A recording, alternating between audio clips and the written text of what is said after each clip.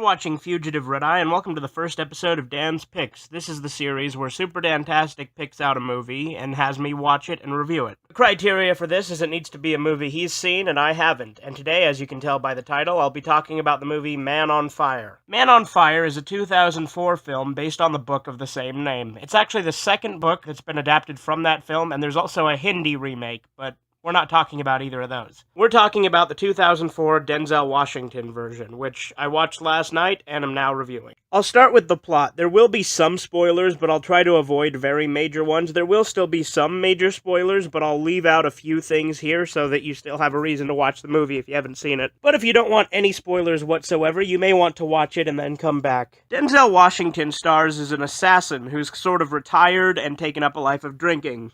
He's pretty much given up on life at this point. He has flashbacks about the things he's done, people he's killed, stuff like that. And one day his friend comes to him and offers him a job as a bodyguard for a 9-year-old girl named Lupita Ramos. He takes the job and initially isn't too keen on the child, but eventually he gets close to her and starts to care for her and want to actually protect her, not just for the job, but because he actually cares about her. Then one day she gets kidnapped. And without saying too much, let's just say the kidnapping goes south. And with this kidnapping being botched, Denzel Washington's character, John Creasy, decides to go and take out everyone involved in the kidnapping. It's an awesome movie, has a lot of action, a lot of drama, and even some good comedy slipped in here and there. The movie also stars Dakota Fanning as Lupita Ramos, the 9-year-old girl in question, and it stars Christopher Walken as his friend, Ray. The scenes where he's interrogating the kidnappers and torturing them before he kills them are fucking awesome. I always loved stories of revenge, and this is a good one of those as well. There are a couple of twists towards the end that I'm not going to mention because, like I said, I won't be spoiling everything.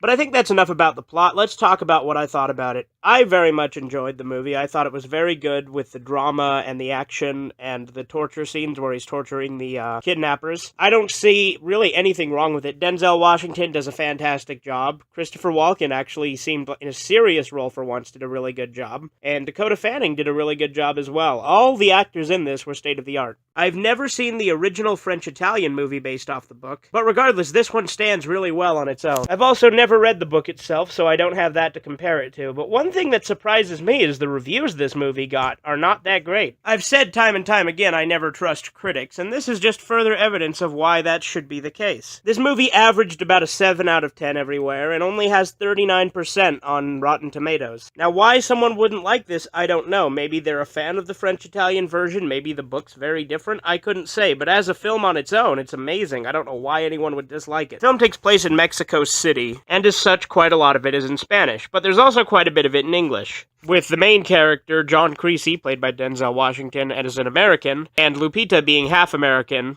and half Mexican. But anyway, it's a really good movie, and if you haven't seen it, I recommend you check it out. Denzel Washington shines in pretty much everything he's in, so I don't know why you wouldn't see it if you like him. But that's about all I really have to say about Man of Fire today. This has been episode 1 of Dan's Picks, and I am Fugitive Red Eye, and you have a great rest of the day.